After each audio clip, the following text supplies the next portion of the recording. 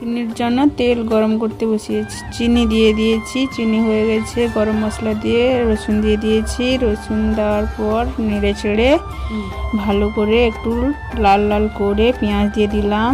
পেঁয়াজটা একটু ভালো করে লাল লাল করে ভাজা লাল লাল করে নিলাম। একটু লবণ দিয়ে দিলাম, ভালো করে দিয়ে ভালো করে একটু গলিয়ে আদা দিয়ে দিলাম। আদাটা নাড়াচাড়া করে টমেটো দিয়ে দিচ্ছি, ভালো করে মশলাটা কষিয়ে নিচ্ছি। দিয়ে হলুদ দিয়ে দিলাম, দেখতে পাচ্ছ বন্ধুরা। তারপরে নাড়াচাড়া করে লঙ্কা দিয়ে দিচ্ছি, লঙ্কার গুঁড়ো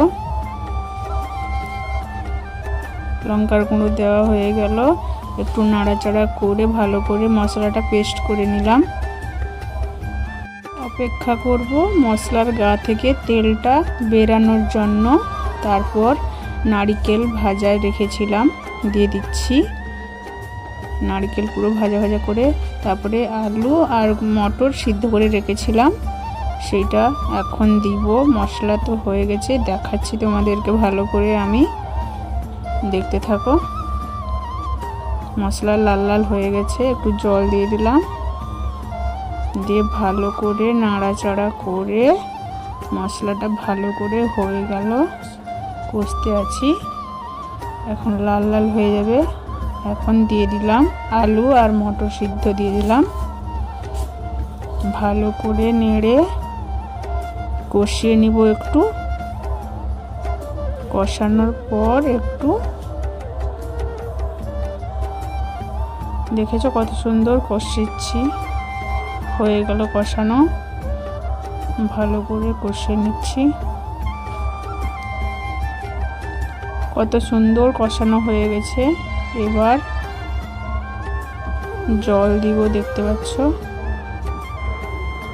ভালো করে নেড়ে ঠিকঠাক করে দিলাম। যতক্ষণ ঘুগনি রেডি না হচ্ছে ততক্ষণ ফোটাতেই থাকবো। একটু গরম মশলা গুঁড়ো দিয়ে দিলাম।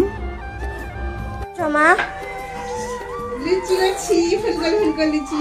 এই দেখো বন্ধুরা, খাবিতে চলে আসো।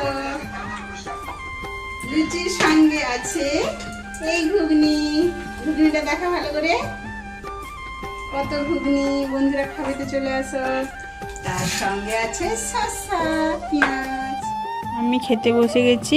ঘুগনিটাও খুব ভালো হয়েছে, লুচিটাও খুব ভালো হয়েছে। তোমরা খাবে তো চলে এসো, খুব সুন্দর হয়েছে। সবাইকে জানাই শুভরাত্রির অনেক অনেক শুভেচ্ছা রইল বন্ধুরা। টাটা।